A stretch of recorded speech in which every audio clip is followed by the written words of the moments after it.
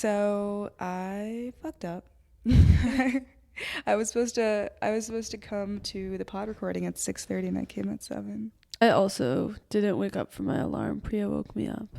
Yeah, I like knew something was off because there was no activity in our group chat this morning. And like, I'm usually never the one that starts it, but one of the two of you are. Yeah, because it's like kind of us like signaling to each other, you're up? Yeah, I'm up. and I was not up. Oh my God. Wait, so what time did you have to go in and wake her up? I woke her up at like 6:35 because I was standing near the door and I texted her and I was like, hey, are you ready? And then I got no response. And also like her music hadn't been playing. So I was like, there's no way she's up. There was like no sign of life. I love how you waited till 6:35. I feel like 6:20 I would have busted open the door. Yeah, for sure. Oh my God. Yeah, I just like wouldn't do that. Yeah. But we left by like 6:45. Yeah.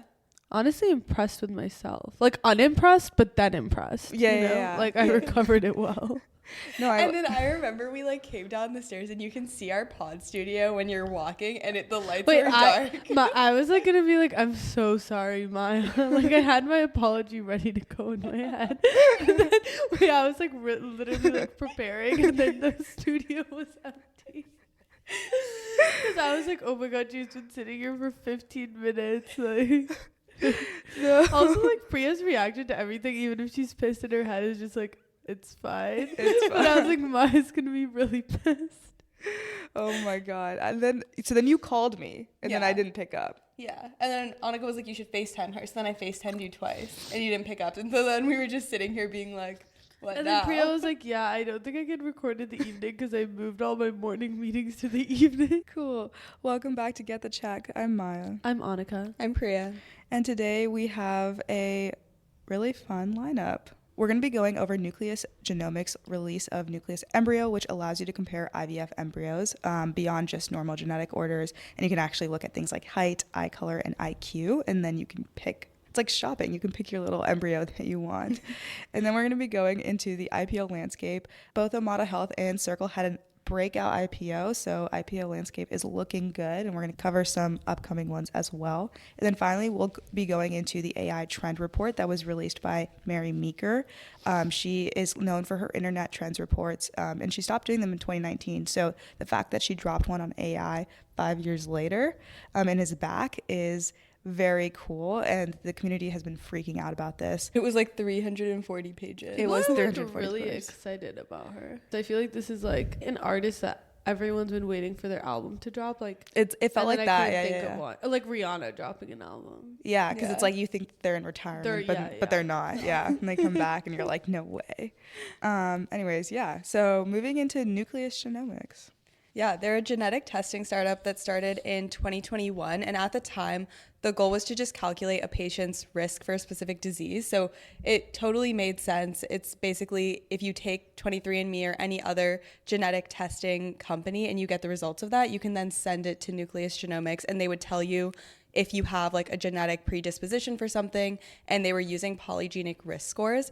And so last week, what came out is that they announced Nucleus Embryo, which, like Maya said, you can basically look beyond just like prenatal testing and genetic testing and things like that. And you can actually look at like physical traits of the embryo, which is crazy. I took like a tour of their UI and it's literally like a shopping catalog. Like I was like, this is crazy. You can like pick your hair and your eye color. I mean, you can't like edit them together, obviously, but you can pick the one best embryo that looks best. Yeah, I would totally pick like blue eyes if that came out. I know, but the trade-offs are so hard. Like when I was actually looking at them, I was like, oh my God, but what if they're a little dumber? Like it's okay if they don't have blue eyes, you know?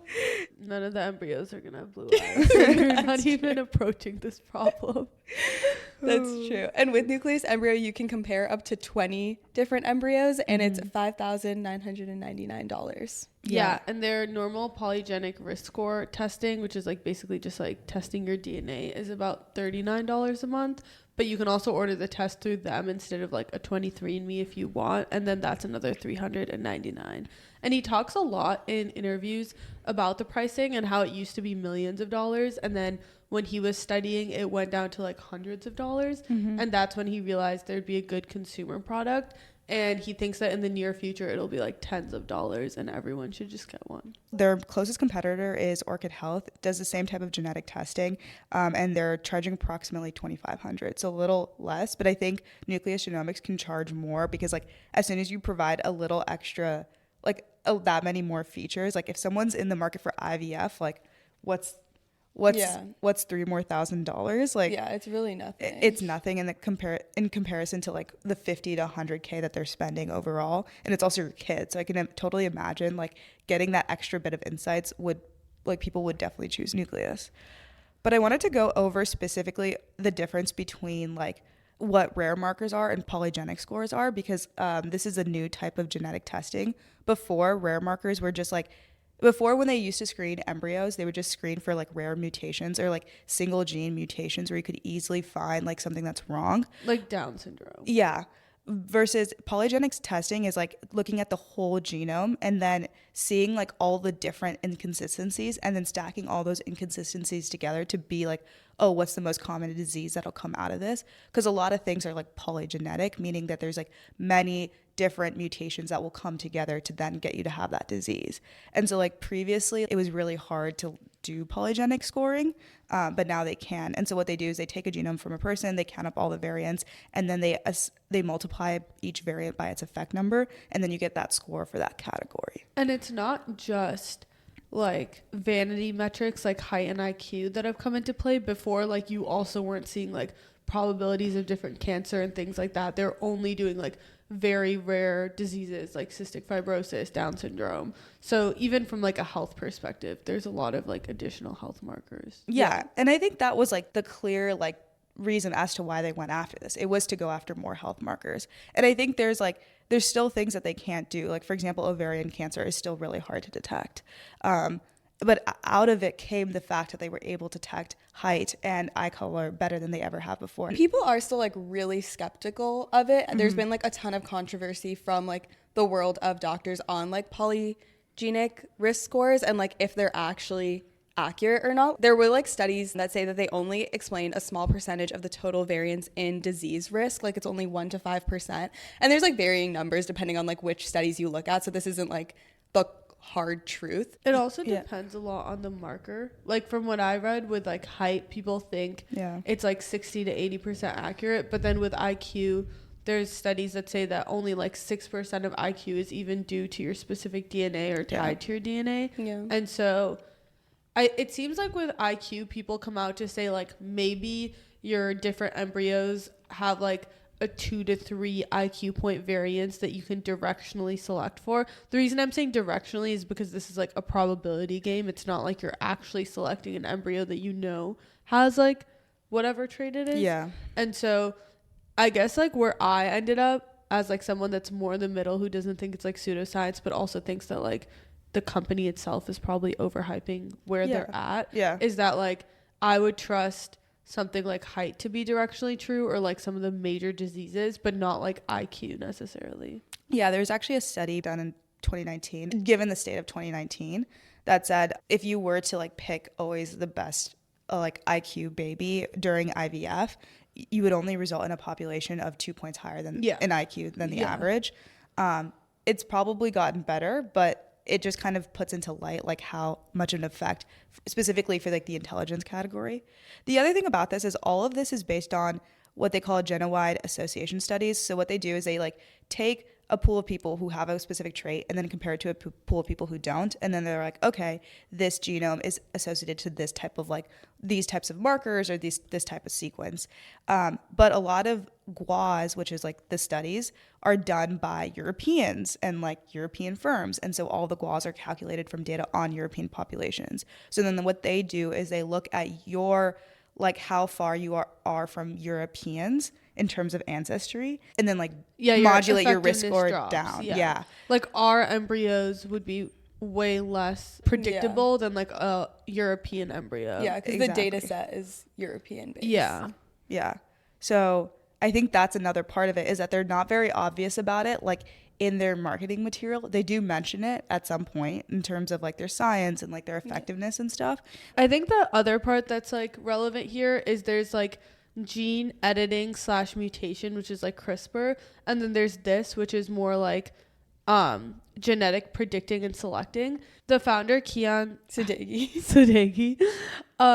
he basically worked in gene editing like before all of this and worked on like different CRISPR stuff, but then like this company is all about like predicting and selecting. And he basically said his cousin died from, it seems like a preventable disease, like a genetically preventable like a rare disease. Heart condition or something. Yeah, that she like died randomly one day in her sleep, and that was like his motivation. But I thought it was interesting that he has like a background in like gene editing, and the reason that's more controversial is because gene editing, like specifically, people think has like even more risk of like other health complications that could end up in the person. Yeah, so there's like two types of gene editing. There's somatic and germline gene editing. And so somatic gene editing is fully allowed, and people do it today in the United States. And it's basically edits that are made to non-productive cells to treat diseases such as sickle cell or anemia or things like that. And you use CRISPR to edit the genes. And so this only affects the individual, and effects aren't inherited by like future generations, versus germline editing, which is the more controversial thing that I would say like in general people agree that we shouldn't have germline editing. And that's edits to reproductive cells that can be passed down to future generations. So like something like eye color, for example, would fall into that category. And so germline gene editing is banned not only in the United States but like everywhere else effectively, like from some law or another, versus somatic gene editing does take place today. Did you guys read the baby KJ thing? No. Oh, wait. Okay. So like, I don't know if you guys saw this, but coincidentally to like all of the Nucleus Genomics stuff, I think a week or so ago, they had the first instance of ever doing somatic editing in like an alive human, where, so there's like deleting and then there's editing, and they had the first instance of doing like CRISPR editing in an alive human, and they did it in a baby who basically had CPS1, which is an ultra rare disorder where like your body can't like get rid of ammonia, so you have ammonia buildup and then you die. And there's this baby, I think he was born in August of 2024, and he's been in Philadelphia and like basically at like the Penn Children's Hospital, which happens to be like the place best at this. They basically had like a bubble almost with like the exact coordinates of like where in his body it needed to go and like how to edit it, and it like worked. And it's like the first time that they've ever done it, and they like cured, or they don't like to use the word cure, but they like fixed him. Like he got like discharged home, and he was like supposed to die. Oh, but so this was like after he was born. Yeah, it was after. It's the first time it's ever happened. So you can do gene editing after someone's born? It's the first time it's ever happened. Wow. That's why it's like a huge deal. And like the total cost of the work that they did on baby KJ, it all totaled up to like millions of dollars. Oh, wow. And so they were like, it's like really good news, but it doesn't actually like matter for anyone because like you'll never get access to it. It's just like this baby got lucky. Yeah. Because it's like millions of dollars, so it's not scalable. Well, right now. But that's like anything, Yeah. At least like in the thing I was listening to, they're like, it's like no time soon, because the reason why they're able to do this is because the NIH is like so well funded on things like this, but like all their funding just got cut. But then there's like the famous germline editing example of the Chinese doctor like a few years ago. And that didn't turn out well.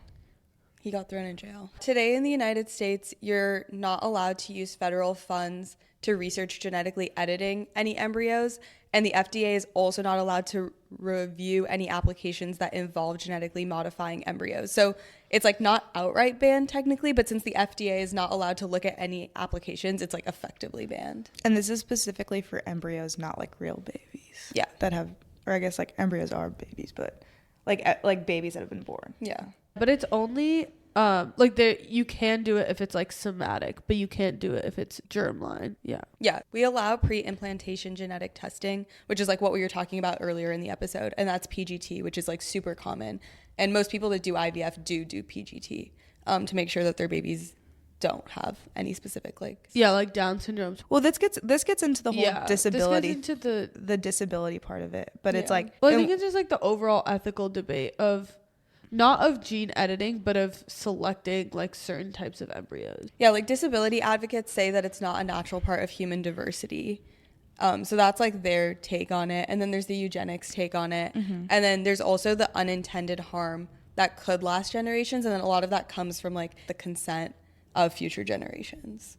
Yeah, I think we can start with the eugenics debate, which is basically like, eugenics is basically that idea like Hitler's most famous for having, where like he wanted to breed like blue-eyed white people. And so at that time, historically, he basically had forced sterilizations of different types of people. There have been forced sterilizations in the US as well, especially of like native people or disabled people, in an effort to genetically optimize, which I think everyone agrees is bad. Like, obviously the government shouldn't decide who can and can't have kids. Yeah. I mean, people forget that the US actually has a long history on eugenics. So basically in the late 1800s, Francis Galton, who's the half cousin of Charles Darwin, begins this study, and it's like, hey, like if you breed two good people together with good genes, you'll have like a good baby. And so we should start to promote these like suitable races and strains of blood. And so then people at Harvard and the academic community was like, obviously this makes sense. And they were like, okay, we should take all the intelligent people and breed more intelligent people. And so there was so many presidents of Harvard that actually supported eugenics, even to the point where like there was like US sterilization laws passed in the US. And so there were so many Supreme Court decisions of like trying to overturn this law, but they would just go back to like, no, you should be sterilized because you have a disability, and objectively the baby like could have like a bad life or something like that. And so they would forcibly sterilize these people. And then this essentially the US was very pro eugenics until Hitler popularized it. And it was like now not cool to support Hitler and the Nazis. And so then eugenics was not as popular anymore. And so then at that point people started raising questions of like, oh, should we be practicing eugenics? Is this a good idea? And then that's how the idea started to fade from the US, but it was like up until I think the 1980s that not all the sterilization laws were removed. That's crazy. So like what was the exact law?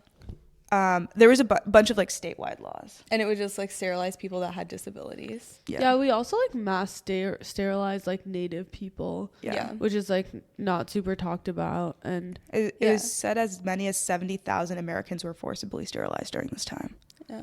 Yeah, and I mean, like, the Harvard study, I think, is, like, how people do naturally select for each other. Like, if you look at just, like, how people select for each other, you usually do select for people that are similar to you in, like, different facets of your life. But it's different when it's, like, your choice versus, like, the government that's trying to selectively breed populations. yeah, Keon was talking about it in one of his interviews because they're talking about, like, oh, what if you want, like, a tall baby or a smart baby? And he was like, yeah, like we might give you 4 embryos to pick from, but if you want a tall baby, then like marry a tall person. If you want a smart baby, marry a smart person. Yeah. I mean, that is the best way to get like that characteristic. And I feel like it should be uncontroversial to like want to pick characteristics, because in the past, eugenics has always been associated with violence and coercion and, you know, suppressing racial groups, and has been associated to racism. And I don't think this is that, if that makes sense. Well, yeah, there's obviously, like, I think everyone agrees that, like, Nucleus Genomics is, like, within the private sphere, and, like, all the examples we're giving are within the public sphere of, like, government-sponsored actions. And I think everyone agrees there's obviously a moral distinction between the two. But I think when it gets tricky is, like, you can already see gray areas. So, like, there's the GINA law, which basically says that like health insurance companies and your employer can't use like your DNA against you when deciding whether to hire you or give you health insurance. But like life insurance companies for some reason are exempt from that, and like they can use your DNA testing. Could there be a future where like the government imposes like a tax on people that knowingly decide to have like kids with a certain disease because they know that like that imposes a certain cost on like healthcare, right? Like it becomes a slippery slope. Like, is it ethically okay to have then a baby predisposed to diseases? I think it's like two conversations, right? Like I think there's a conversation around if it's like ethically okay to have a baby you know will be sick, but then I think there's another conversation where like everyone agrees the government probably shouldn't get involved in something like this. I think the percentage of people that would actually choose to have a sick baby is like so small that it's not even worth the government's time to really look into this issue. 10% of the US population, for example, is born through IVF, and the people who are choosing IVF likely have the means to pay for IVF. I just don't think that there is a huge percentage of the population that's actually choosing sick babies at the end of the day. And so I think it's really more of the first debate of like, is it ethically moral or not to be like selecting against disabilities and diseases And that's like its whole other conversation. But I think once it goes past that conversation and it becomes starting to talk about the government, what are they going to do to intervene or maybe to not intervene? I actually just don't personally think that people will actively choose like the weakest embryo. It's also like, given the people that do IVF, like it definitely skews towards like upper class, and it says specifically like white and Asian backgrounds are the people that typically do IVF, because like an average IVF cycle costs $50,000, but it's possible for it to be way over that as well. And so because of that, there's already such a small percentage of people doing it. It's also like the idea of like a genetic overclass, right? Where it's like one more advantage that rich people get, which is that they get to select like their best embryo in terms of disease, intelligence.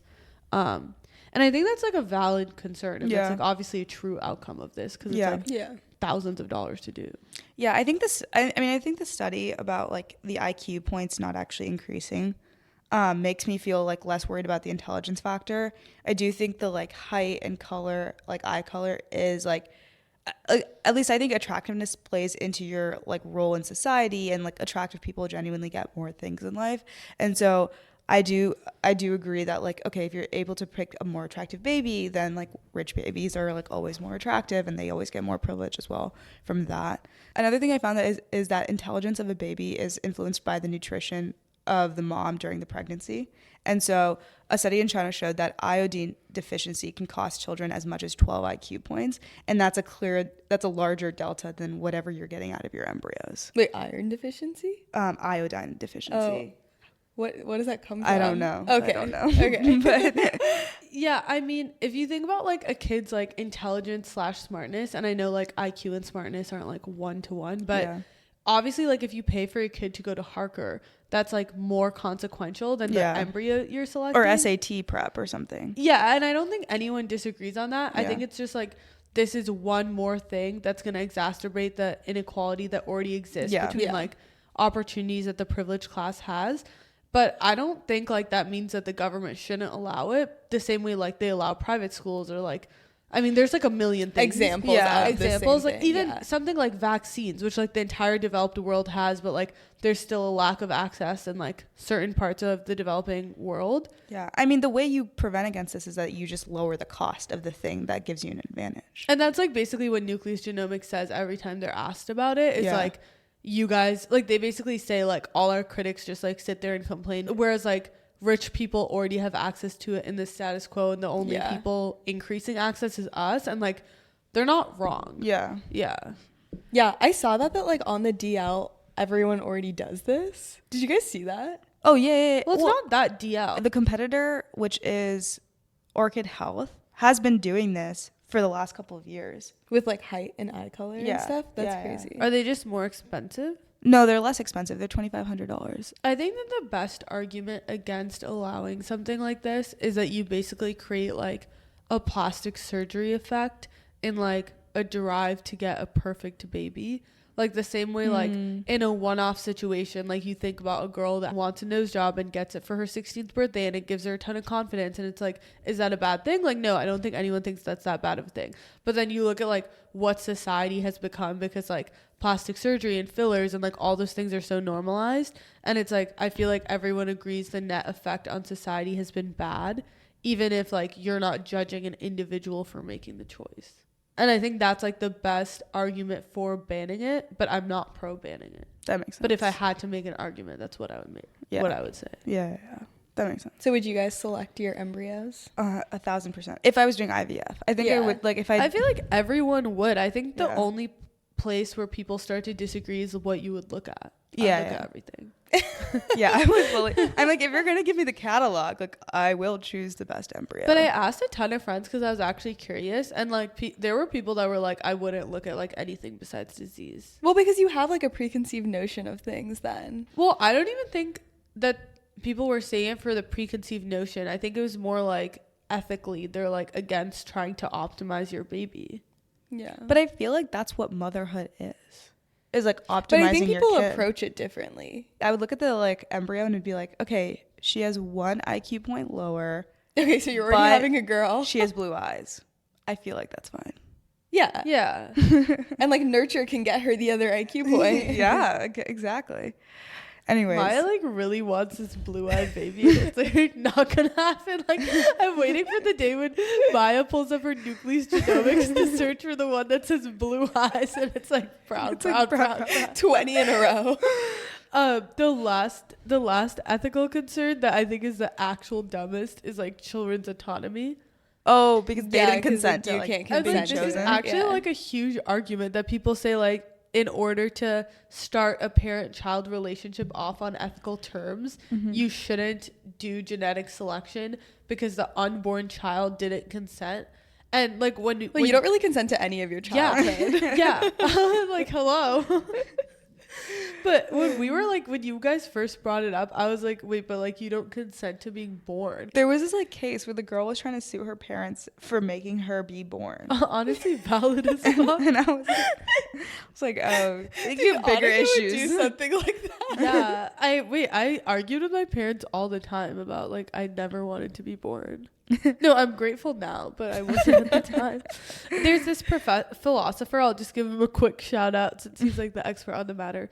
Jürgen Habermas. I probably butchered that, but he basically I honestly think he's super dumb, but maybe I haven't just like given his thought enough credence. But he says this whole thing about like consent and autonomy, but then he's like, oh, if it's a serious disease, then that actually is like attempting to preserve autonomy. But it's like not making a choice is a choice. Like what if the kid's born and is like, I didn't consent to you like not making the best choice for me given the information you had. Like that seems like even more valid. And then this other philosopher is like, actually it's immoral to not select the best. And then I was like, wait, that actually makes a ton of sense yeah. too. Well, that's kind of what Nucleus Genomics is saying too.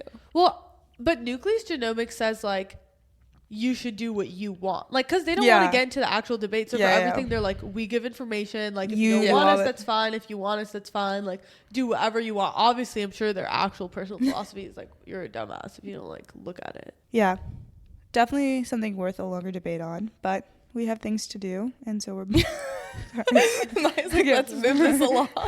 Yeah, definitely a debate worth talking about, but I think we covered the meat of it here. Moving on to the IPO landscape. The IPO landscape is opening up across industries. According to EY, in Q1 2025, IPO market experienced a 55% increase in the number of deals compared to Q1 2024. And last week, Circle and Omada Health IPO'd, Chime filed for an IPO, and Gemini confidentially filed. But I guess we all found out.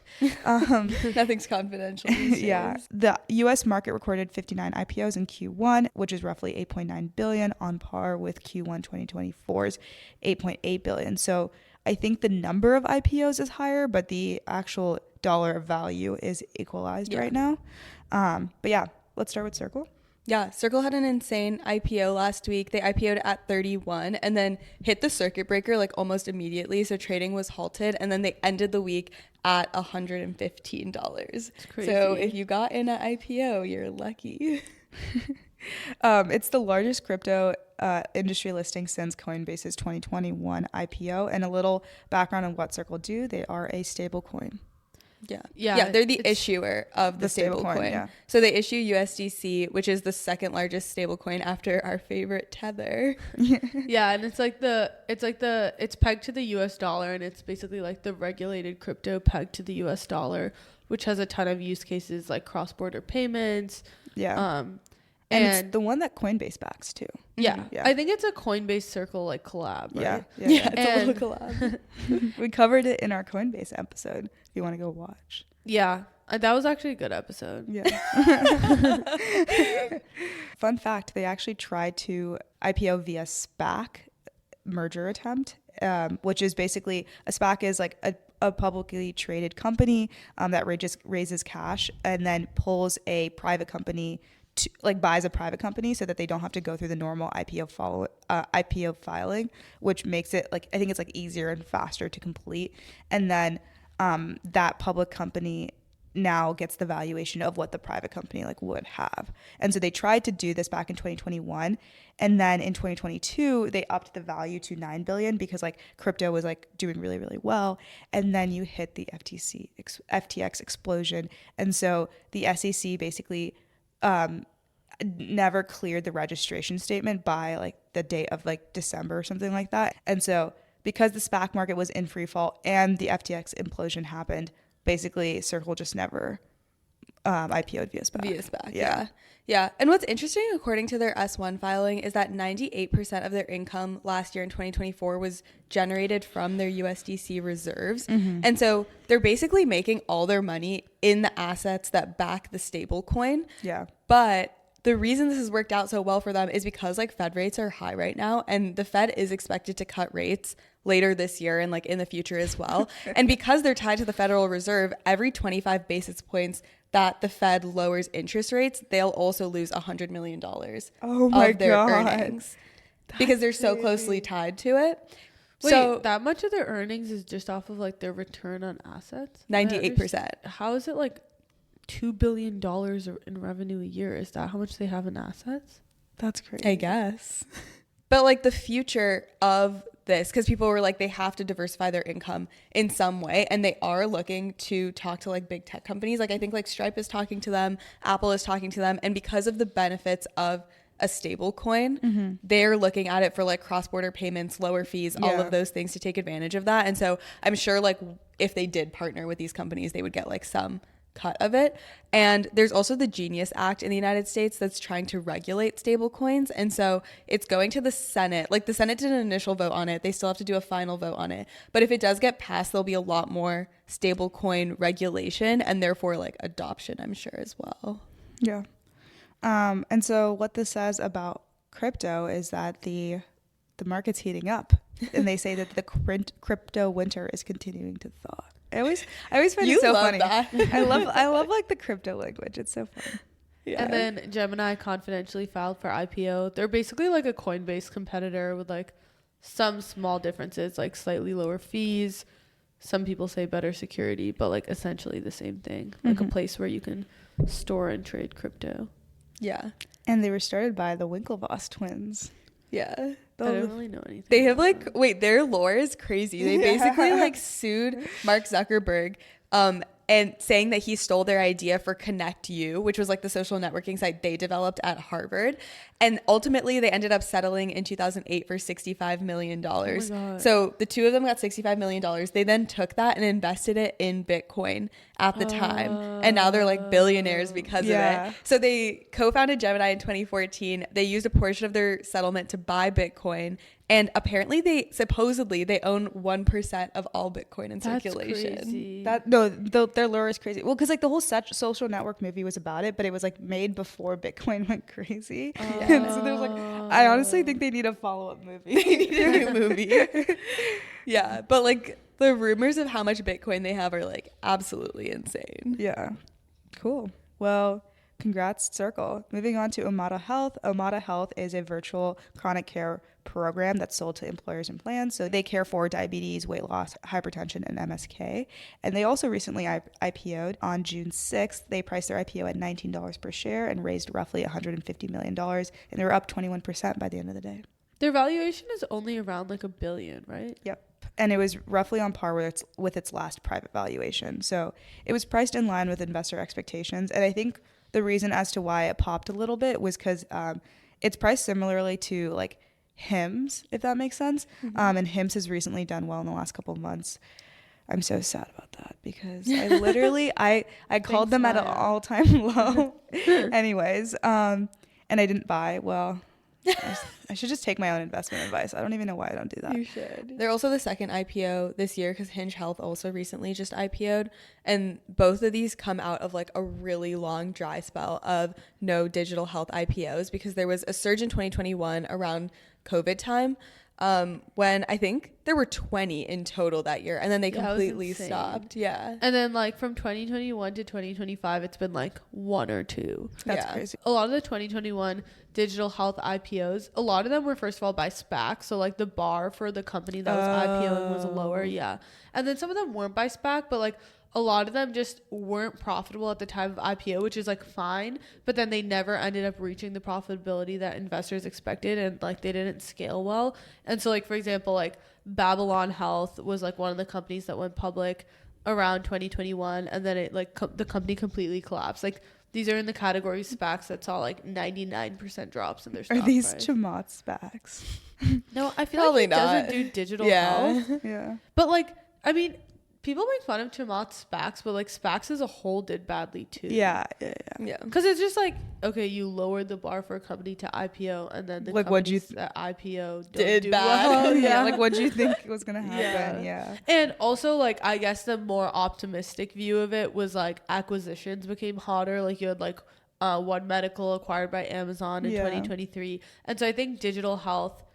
Also, from a perspective of digital health companies, they started to see acquisitions as like a better deal for like the company itself. Oh, then IPO. Than IPOing Yes. because so many of the IPOs did so badly. But it is interesting because like obviously the company I work for is like digital health and I'm in telehealth.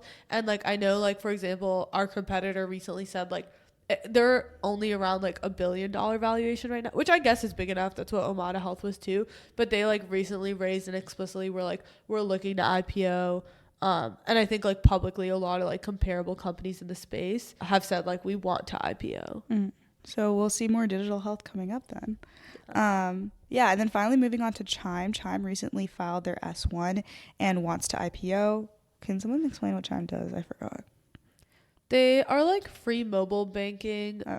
They have like early direct deposits, automatic savings. I think maybe it's just like a way if you are living paycheck to paycheck to get like your paycheck easier. Okay, so it's like a Fee-free personal ATMs. They're not a bank, but Yeah. they have like bank adjacent products. Yeah. And so they generated $1.67 billion in revenue in 2024 with a net loss of $25 million, which is an improvement from their loss of $203 million in 2023. So that was like the big thing that they needed to do before filing for their S1, which is to approach break-even performance. And so they're planning to sell 32 million shares at $24, targeting an $832 million raise at 11B valuation, which is down from their peak of $25 billion. Yeah, it's like less than half what Yeah. they were worth 4 years ago. It's a little Yeah, tough. it is tough because like 2022 was like some very peak fintech valuations. But I think it's down, it's specifically less than half because I think it's designed to ensure that the deal is attractive and pop a little bit. And so they're basically prioritizing a successful market debut rather than a good valuation. Yeah, and that makes sense because a lot of companies have been wary to IPO because of the discount that they would have to take right now. Like a lot of companies are like, if we IPO right now, it is going to be at a discount and we don't want to do that for whatever reason it is. Like it doesn't look good, their ego, like who knows what it is.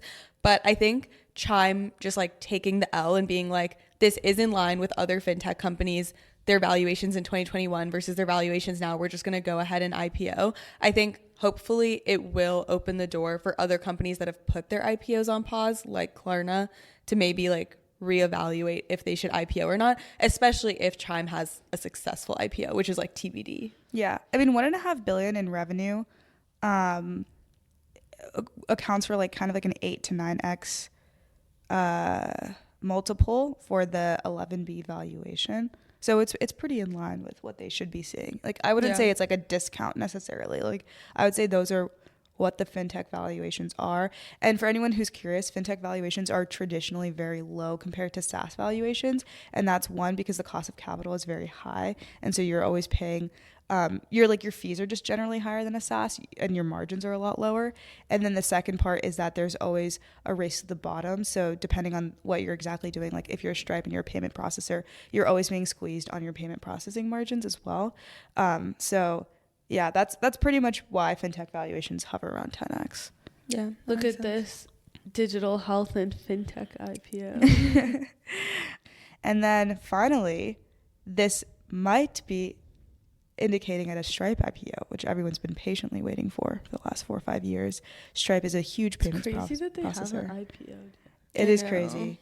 But they have a large cash reserve, and they can basically raise any amount of money in the private markets. So they have like no reason to IPO. And they can just be super selective on timing. So I feel like they'll just like wait for a lot of other fintech people to IPO. Yeah. Because they don't need to. Do you think their employees that like have wanted to liquidate have just liquidated on secondaries pretty easily? Yeah. So they're very good about like buybacks, which is why they haven't gotten pressure.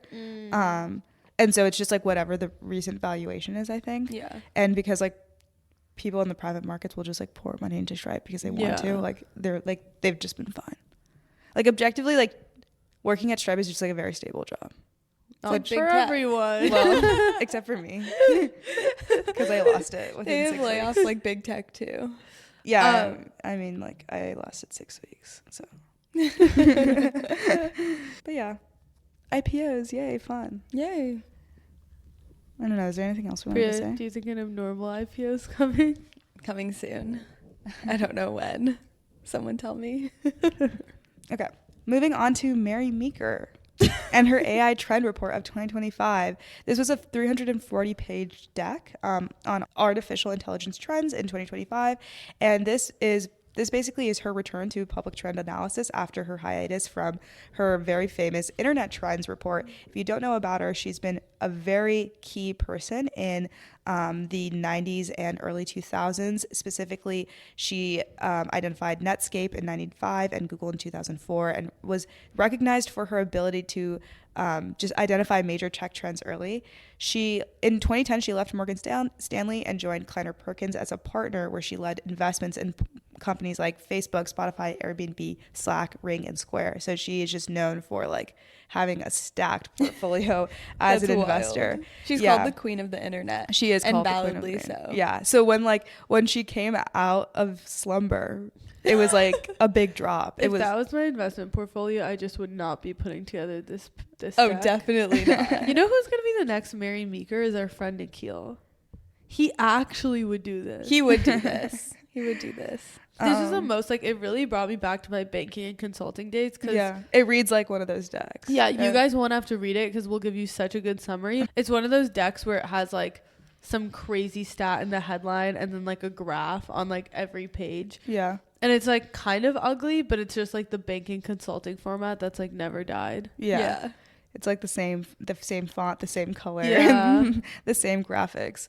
But yeah, so the initial reactions are that she really harps on AI basically being unprecedented. And how many times was it? Like 51? 51 times, yeah. Did you guys command F unprecedented? No, it was like... It was in every news article. Like, oh my God, she's saying it's unprecedented. I mean, everyone fucking knows that it's unprecedented. Like, have we seen what's been going on? I just command F'd and it said 64, so... Yeah, who knows? Anyways. They're wrong. So the whole thing is that I think... Never mind. Sorry. It was including the footer. So you like had to I'll just stop talking. So she goes over a bunch of big trends and like basically up into the right trends, and we can break these down further. Yeah, I feel like in terms of initial reactions, people didn't think it was that surprising necessarily, but I think she did a really good job in telling the story of AI in like different than an AI 2027 way, where it's like this is the future and like this is what might happen, but she like looked at the past and explained like how we got to where we are. I mean, that's like a really good explanation of like, she didn't fearmonger. She was just like, hey, this is the data of like how fast we're moving, if anyone's curious. Yeah.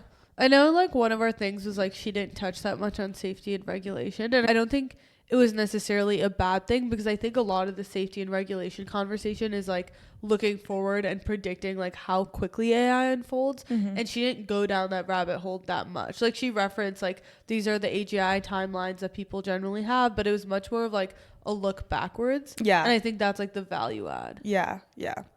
And so she first talks about unprecedented user adoption. ChatGPT hit 365 billion searches in 2 years versus Google took 11 years. So it's a 5.5x speed up, as well as ChatGPT has had 8x growth in 16 months. And it translates to, I think, 4 billion in revenue. Well, yesterday they just came out with their number. It's 10 billion. It's 10 billion now? Yeah, it was 5. It was, no, because I looked at that graph too. And like in the graph, it does say 4 billion. But literally it came out yesterday that in 2025, their ARR is 10 billion. And in 2024, it ended at like 5.5, I think. Yeah. So they're up like an insane amount. Yeah. And people are like mad kind of because they're like, oh, you can't compare it with Google because people didn't have like mobile devices. And it's like, I don't think she's really trying to say anything about. Are people actually mad? I feel like if this report made you mad, like you actually need to get a fucking life. No, people are mad. Like the Reddit articles are like, yeah, she just like, it's like straight. It's like facts. Like she's not even saying anything that you need to get mad about. No, like the deep Reddit archives are like people annoyed that she's like still fear mongering or whatever. I feel like she's not. But she's not. Yeah, I mean, yeah. I agree with that. Like Google, it's like basically like ChatGPT took 0.2 years to get to 100 million users. TikTok took a year. Google took like 4 to 6 years. They don't say officially. And obviously part of that is like Google, at the time of Google, hardware and software was being distributed at the same time. People were starting to get good phones, good computers. Now the hardware issue, I feel like we've seen very little innovation in hardware and a lot of innovation in software in like the last 2-3 years.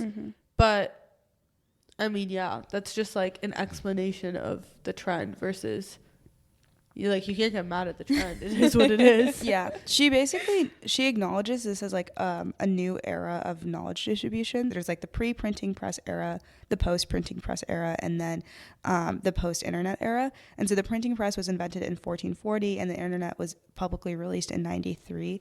And they represent like basically static and physical delivery of information and the transition to active and digital delivery. And finally, the release of GPT in 2022 represents the mark in generative delivery. And so she just says that this is like, these are the eras of knowledge distribution and it's like happening faster. And who knows, like maybe like telepathic delivery is like the next one. The graph here,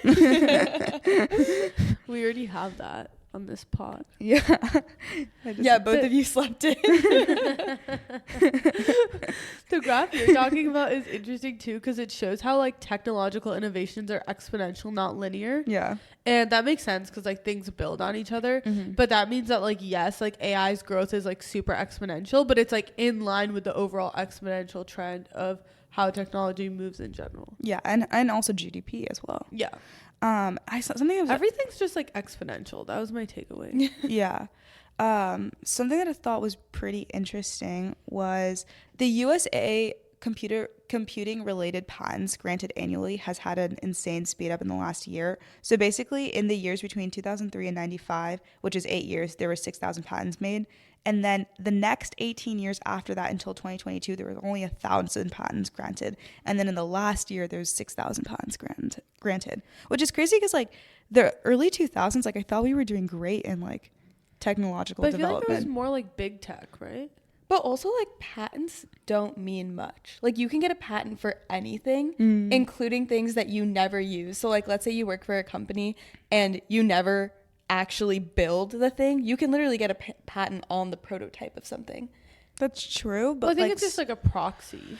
Like it's like one patent might not mean anything, but the overall like the overall rate of patents is like clearly correlated to actual moments of time of technological innovation. That's true. There probably are trends that are like it's more or less in vogue to get a patent, but when you zoom out, it's probably still like a leading indicator. Yeah, that makes sense. That's how she starts off the report, which is basically like usage is up, and then she goes into infrastructure improvements and how much cash is being spent on both GPUs and data center build out. And so she says data center build out is up 49% year over year, and what's the craziest example is XAI's new facility in Tennessee took just 120 days to make, and it's a 750,000 square foot facility. What was insane about that to me is they were like comparing it to how long it takes a house to build, and it's like that's not like long enough to build a house, but they built like this insane data center. I know, if we could just speed up building housing. I was gonna say, so does that mean that we could have just done it that? It's just like how much capital is like poured into it. That's like it's a pure measure of like how much capital. But it's also like I thought it was supposed to be like hours it takes to do something. No, because like remember that show like that was like move that bus and they like build a house in a day. Yeah. Oh my god, I love that show. Like the home renovation show. Yeah. Like literally like 100 people would just build a house in a day. Or like a week. It was a week. Okay. But like it was crazy. Yeah, I guess like that timelines are fake. Yeah. And so data center build out is super up and I thought just the last thing on that is like there was this one line that was like in 2019 you could find AI under like the research and development line item of like a 10K of a company, and now you'll find it under like the CapEx. And I thought that was like a good explanation, like overall like zoom out Okay. of like how the investments, trend. Yeah. the trend and like how the investment's going to like data centers. Yeah. And then specifically the tech big six is loaded with a lot of free cash, so they don't expect that cash to slow down, because if you look at Apple, Nvidia, Microsoft, Google, Amazon, and Meta, they still have billions of dollars in free cash flow that they can now allocate towards AI. So at any point, like, they could still be spending more money. But specifically, as the data center build out is higher, a lot of energy and cost to serve models have been decreased substantially. And specifically, this is a crazy stat actually. The energy required per LLM token is down 105,000 to generate a token in the last 10 years off the NVIDIA GPUs. Yeah. So, yeah, go NVIDIA. Yeah. And the cost to serve a model is also 99.7% lower over the last 2 years.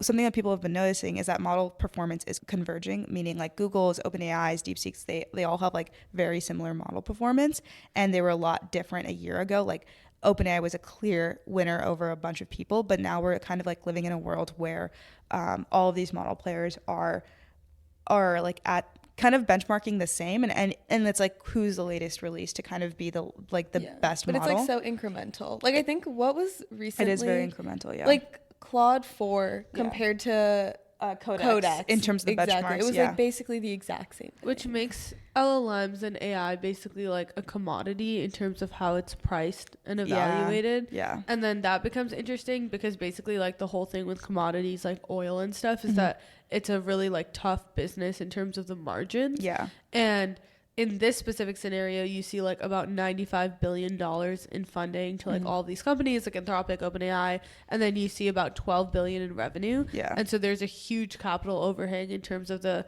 VC spend that's gone into like training these like $100 million to $1 billion models versus like how much revenue they're generating. I mean, like, when you're selling AI, what you're really selling is tokens, and the price of tokens is going down. And so when the price of something you're selling is depreciating at an exponential rate, and there's a huge capital overhang, a bubble will pop. Yeah. The entire takeaway of this was like, with the level of burn that AI has, like, how's that ever going to be profitable? My question is, I feel like the model players, like, still, why would they not be able to just like raise prices if they all do it? Or am I missing something? No, you're not missing something. This is like so she compares it actually to Uber, where in the beginning Ubers were priced really low. They were like, I think even like at the beginning it was like $2, and it was just to gain user adoption. And now you see Uber's priced at their correct economic rate. So model players will have to raise prices, like the kind of the only way that they get out of this. I think it's like how long can they keep creating like that next model, because it costs a lot to make the next model, but it doesn't cost any money to serve that model. I think what they were betting on, like at least a year ago, is like, if we spend a lot of money and we truly make the best model, we'll just get a bunch of users. And now that picture is changing, you're seeing them over index on product acquisitions, and now you're seeing like OpenAI, for example, acquire Windsurf, all of these different things. So it seems that they're realizing that that the model players aren't going to be competing on model performance anymore. I also just think that the way that these companies have approached their business model isn't purely driven by profitability. Like, for example, OpenAI was like created to generally benefit humanity, and like it was originally a research project. People seem like really concerned by the business model of AI companies. I just don't really get it. It's like they'll raise prices, and they have a lot more of an ability to do that than like an Uber Eats, where it's like, if I can't get my delivery through Uber Eats, like I'll just go pick it up. But like, there's no alternative. Yeah. To, like, and it's also like the big players are like OpenAI, Anthropic, Google. Yeah, there's not Microsoft, that many. Like, there's not that many, because it's so expensive to build these foundational models. It's not like anyone else can get into the space, and the people that originally did try to get into the space are no longer there. The barrier of entry is virtually impossible. Yeah. No one's even like trying to compete. On the model layer. And then the next thing that she talks about is the productivity and workforce effects that we're seeing from AI. Yeah, so basically US job postings for AI related IT roles have jumped 448% since 2018, and she talks about how there's like a fundamental transformation and shift in the labor market, and that it's really important to invest in both AI talent and upskilling your existing workforce, because that is the future. And I think that's something that we generally understand, But in practice, it's really difficult. Like if you think of like the big tech companies, getting that many people to adopt a new process and way of thinking, and something that a lot of these people have done for the last like 20 years, it is like a difficult task. Yeah. And she talks about it in a kind of positive light. I feel like she talks about how like this new headcount that has increased in the AI space is skewing towards high skill, low volume roles. And so that's kind of like the new way of the world working. And Wait, I what saw do you like mean an by low analyst, volume? like it's basically like if you have a person managing a team of agents, like you no longer have a team of junior engineers, which is why we're seeing new grad roles not exist anymore, because you need more of those like mid to senior level role people that you like are higher leverage in a way and can like manage a team of agents. And Signalfire recently did a job report on this as well, where they also showed that in 2024, ML and AI jobs were up 27% versus sales jobs were down 11%. So there is just like that skew continuing to grow. Yeah. And then finally, she does touch on the global race, which I don't think there was any new information that she necessarily harped on here. It was just like a repeat of like a lot of things we already know, which is that China's government initiatives to shift the country from low cost, high value manufacturing has actually worked, specifically in the whole Made in China 2025 plan that they started back in 2015, and they are the dominant global supplier in rare earth elements, which is used to create advanced electronics, defense systems, and clean energy infrastructure. So the imbalance that China has on this part of the market makes the U.S. worried. It's nothing new. And then finally, like Taiwan has specifically TSMC, which produces 80 to 90% of the most advanced semiconductors. And so because the U.S. has a good relationship with Taiwan, we have not faced like necessarily a war from China. Because like the balance is like somewhat equal. The power balance is like somewhat equalized. But I don't think she necessarily calls out anything net new, at least with the global arms race that's happening. Yeah, I agree. It's actually a good summary of a lot of the discussions we've been having in the last month or two around AI. We often talk about one or two of these things. It was a good zoom out on like what's been happening. And like you said, Anika, in the beginning, it was not forward looking. It was always just looking at the data of the past and comparing it to our like historical precedent of how we've seen this speed up before. Yeah. Cool. Well, with that, we wrap up our episode. Sorry, the last thing I was just going to say is I feel like her tone is like the tone that finance people use when talking about things, which is like different than the tone that tech people use. That was just like my personal perspective. And I think like it's interesting to read like what reads like a finance person's take on AI. Why? What's take on AI? I just think like finance people are like very matter of fact and like not.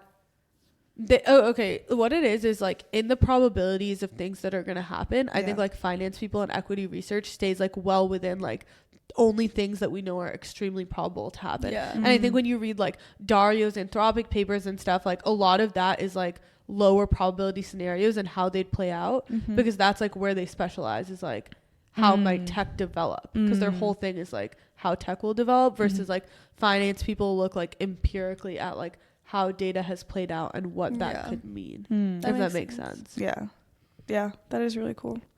Anyways, this has been a fun episode. Thanks for listening. Fun topics, fun episode. We have to go to our real jobs now. We do. Okay, bye. Bye.